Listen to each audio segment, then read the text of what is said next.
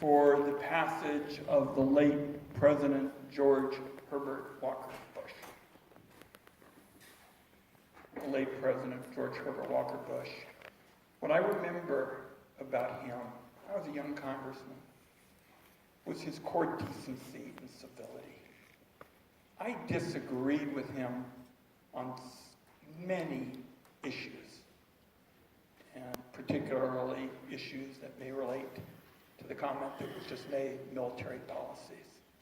I was one of 7 who voted against the $700 billion defense budget. So, for a moment, I disagreed with him on plenty of issues. But what I remember is something that we see at these town meetings, and that's Oregonians' decency and civility, and respect for every single person, no matter what their views are.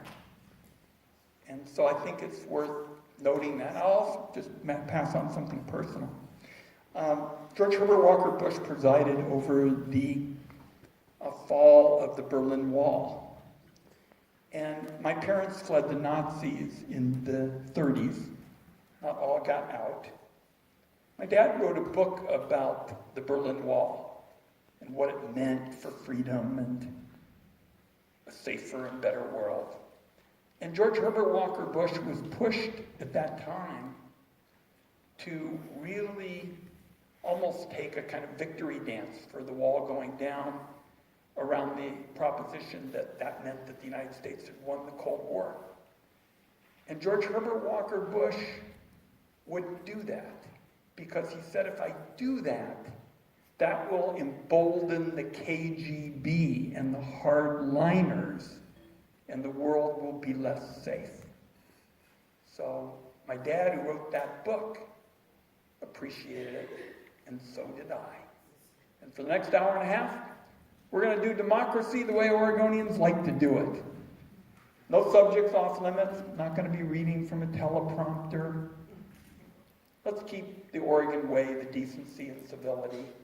And I will do my best to treat every single person who asks a question or makes a point with the kind of Oregon way decency and civility. By the way, just one last point before we go right to questions.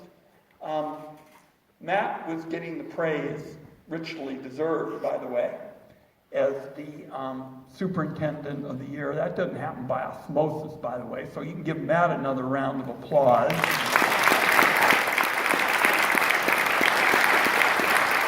But we didn't have a chance to sing some praises for Ryan as well, and I think Matt's nodding his head.